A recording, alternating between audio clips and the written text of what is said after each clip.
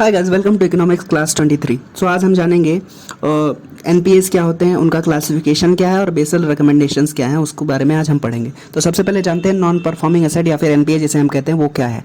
मान लेते हैं किसी आदमी ने बैंक से लोन लिया और वो लोन दे नहीं पा रहा है। ओके, तो अगर जब बैंक को लोन रिकवर करना है, अगर 90 दिनों तक वो आदमी लोन नहीं दे पा रहा है तो 90 दिन के बाद उसे एनपीए घोषित कर जाता है, मतलब non performing asset. When bank is not able to recover the cash which it had lent. Okay, so as and when an asset is classified as NPA if it is not recovered by 90 days, मतलब 90 दिन तक अगर नहीं recover किया तो उसे हम NPA बोलना शुरू कर देंगे। अभी एनपीए के 3 क्लासिफिकेशंस हैं, तो 3 क्लासिफिकेशंस हैं एनपीए के। उसमें से पहला है कि सब स्टैंडर्ड एसेट, तीसरा है डाउटफुल एसेट, दूसरा है डाउटफुल एसेट और तीसरा है लॉस एसेट। ओके, तो ये 3 क्लासिफिकेशन है। उससे पहले हम जान लेते हैं परफॉर्मिंग एसेट या फिर स्टैंडर्ड एसेट क्या होता है।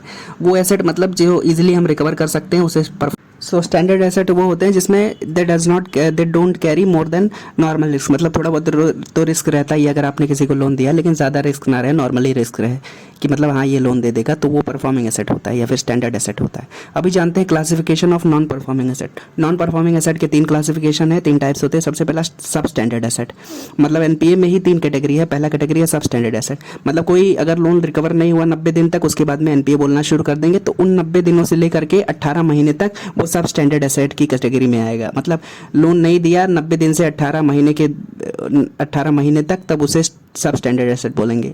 This is also a type of NPA. Okay, दूसरा कैटेगरी है एनपीए का जिसे हम कहते हैं डाउटफुल एसेट। डाउटफुल एसेट भी एनपीए है, नॉन परफॉर्मिंग एसेट है, मतलब ये भी एक नॉन परफॉर्मिंग एसेट का टाइप है, लेकिन इसमें क्या होता है 18 महीने से ज़्यादा तक, मतलब 90 दिन से 18 महीने तक नहीं दिया तो वो सब स्टैंडर्ड एसेट होगा। 18 महीने से ज़्यादा टाइम तक अगर लोन नहीं रिकवर हुआ तो उसे डाउटफुल एसेट बोलेंगे।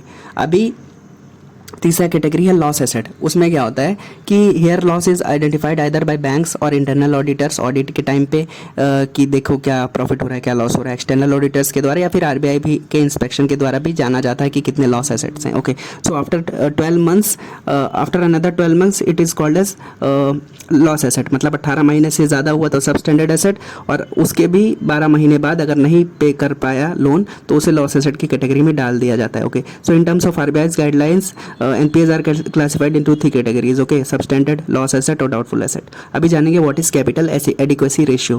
जैसे नाम से ही पता चल रहा है adequacy ratio। So capital, कोई भी बैंकिंग इंडस्ट्री में कैपिटल वो होता है कि financial asset which is capable of generating income. Capital मतलब आपके पास ज़मीन है तो उससे आप इनकम जनरेट कर सकते हैं, मतलब उस लैंड पे आप खेती कर सकते हैं तो उससे पैसे कमा सकते हैं, फिर उस लैंड को लोन किराए पे दे दिया तो उससे पैसे कमा सकते हैं, फिर उस लैंड पे आपने घर बना दिया तो उससे पैसे कमा सकते हैं। तो एक तरीके से कैपिटल इन्वेस्टमेंट है, तो वही होता है कैपिटल इन्वेस्टमेंट या फिर कैपिटल की जिससे आप पैसे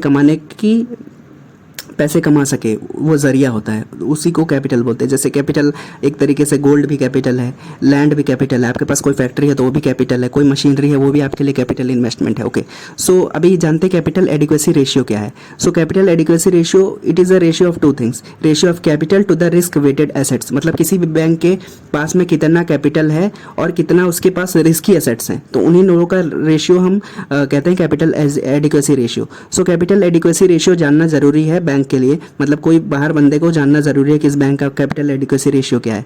सो the regulators check the capital adequacy ratio to monitor the health of the bank, मतलब सीएआर से हमें कैपिटल एडिक्वेसी रेशियो से हमें किसी बैंक का हेल्थ पता चलता है कि कैसा है बैंक, अच्छा परफॉर्म कर रहा है क्या, because good CAR protects the depositors, तो डिपॉजिटर्स को भी आसानी रहती है कि ये इस बैंक का सीएआर कैपिटल एडिक्वेसी रेशियो ठीक है, मतलब तो हमारा पैसा डूबेगा नहीं। Okay, so it also need to be known, CAR need also be known because to maintain the faith in and confidence in the banking system, मतलब बैंकिंग सिस्टम में कॉन्फिडेंस रहे, डिपॉजिटर्स का पैसा डूबेगा नहीं, उस कॉन्फिडेंस के लिए भी सीएआर का होना जरूरी है। अच्छा सीएआर कैपिटल एडिक्वेसी रेशियो होना चाहिए, अच्छा होना चाहिए। ओके, ताकि बैंक हेल्दी रहे।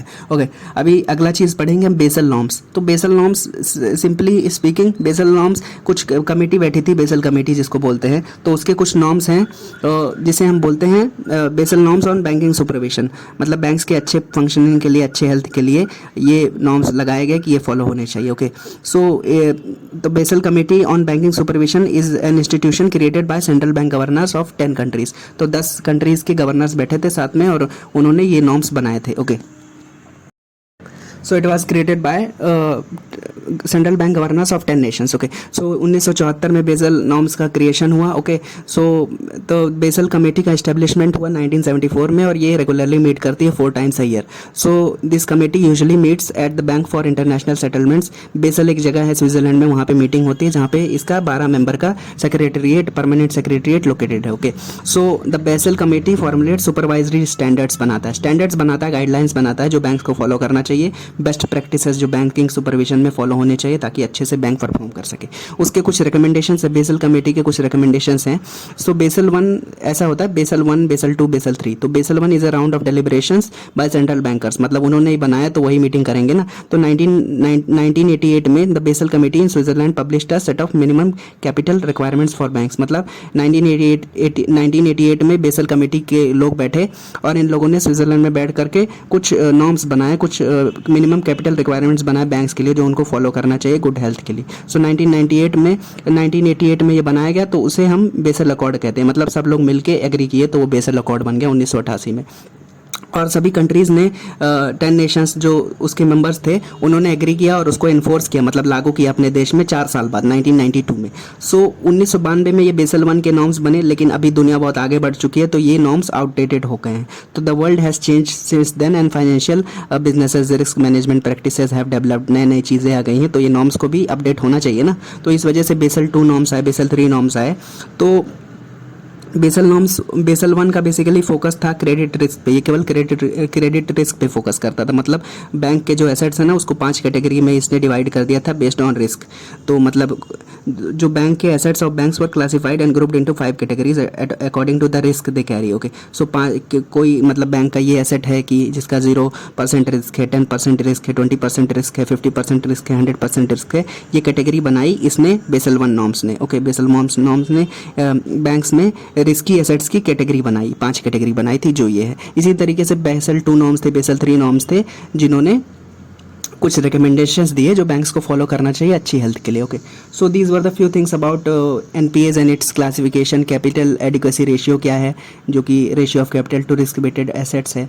बेसल नॉर्म्स क्या है, बेसल रिकमेंडेशंस क्या है, बेसल 1, 2, 3 जो हमने आज पढ़ा। सो ये सब चीज़ें हैं, अगर आपको कोई डाउट है तो आप कमेंट सेक्शन में पूछ सकते हैं, I will be happy to answer that. Okay, so these were the few things, आगे की चीज़ें हम नेक्स्ट क्लास में पढ़ेंगे। Thank you so much for watching, bye bye.